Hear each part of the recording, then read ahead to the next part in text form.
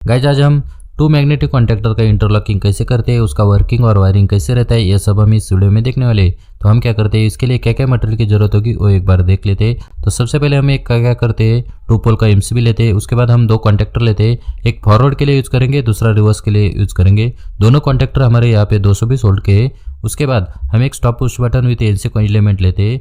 उसके बाद हम 2 पुश बटन लेते हैं, एक पुश बटन हम फॉरवर्ड के लिए यूज करेंगे और दूसरा पुश बटन हम रिवर्स के लिए यूज करेंगे। दोनों पुश बटन को एक एक एलिमेंट कनेक्ट कर देते हैं। गाइज अब हम इसका वायरिंग देख लेते हैं। तो हम क्या करते हैं, 2 पोल एमसीबी के इनपुट साइड को फेज और न्यूट्रल कनेक्ट कर देते हैं।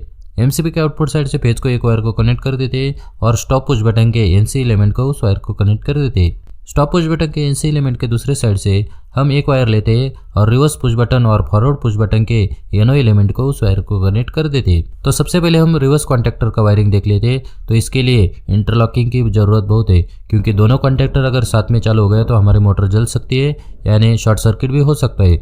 तो इसके लिए इंटरलॉकिंग कैसे करते हैं वो देख लेते हैं। तो हम क्या करते हैं, रिवर्स पुश बटन के एनो एलिमेंट के दूसरे साइड से एक वायर को कनेक्ट कर देते हैं और उस वायर को हम फॉरवर्ड कॉन्टैक्टर के एनसी एलिमेंट को कनेक्ट कर देते हैं। फॉरवर्ड कॉन्टैक्टर के दूसरे साइड एनसी एलिमेंट से हम एक वायर को कनेक्ट कर देते हैं और उस वायर को हम रिवर्स कॉन्टैक्टर के A+ टर्मिनल को कनेक्ट कर देते हैं। मतलब हमने रिवर्स कॉन्टैक्टर के A+ टर्मिनल को फॉरवर्ड कॉन्टैक्टर के एनसी एलिमेंट से घुमा के हमने रिवर्स कॉन्टैक्टर के A+ टर्मिनल को कनेक्ट कर दिए। हमने ऐसा क्यों किया है वो आपको आगे वीडियो में पता चल जाएगा। तो अब हम इसका होल्डिंग सर्किट बना लेते हैं। मतलब हमने जैसे ही रिवर्स पुश बटन को प्रेस किया तो हमारा कॉन्टैक्टर चालू होगा, लेकिन जैसे हमने बटन को छोड़ दिया तो हमारा कॉन्टैक्टर यहाँ पे बंद होगा। तो इसको होल्डिंग कैसे बनाते हैं वो देख लेते हैं। तो हम क्या करते हैं, स्टॉप पुश बटन के एनसी एलिमेंट के दूसरे साइड से एक वायर को कनेक्ट कर देते हैं और उस वायर को हम रिवर्स कॉन्टैक्टर के एनो टर्मिनल को उस वायर को कनेक्ट कर देते हैं।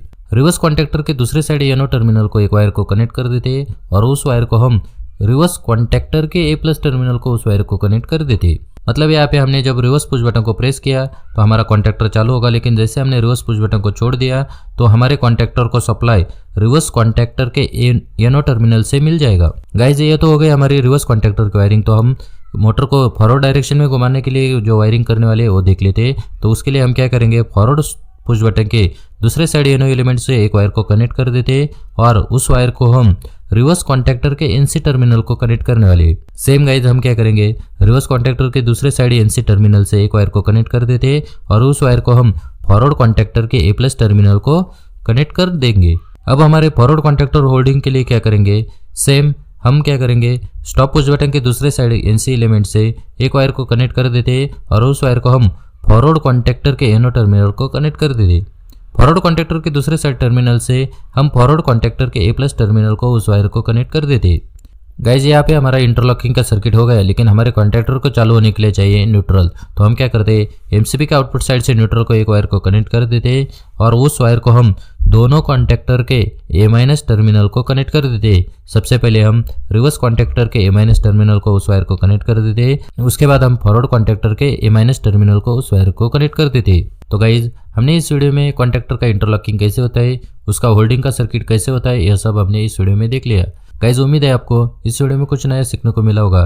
तो आपने अब तक मेरे चैनल को सब्सक्राइब नहीं किया होगा तो प्लीज़ चैनल को सब्सक्राइब कर दीजिए और बेल आइकन को प्रेस कर दीजिए, जिससे आपको मेरी हर एक नई वीडियो की नोटिफिकेशन आपको जल्द से जल्द मिल सके। तो गाइज मैं मिलता हूँ एक और नई वीडियो के टॉपिक के साथ। धन्यवाद।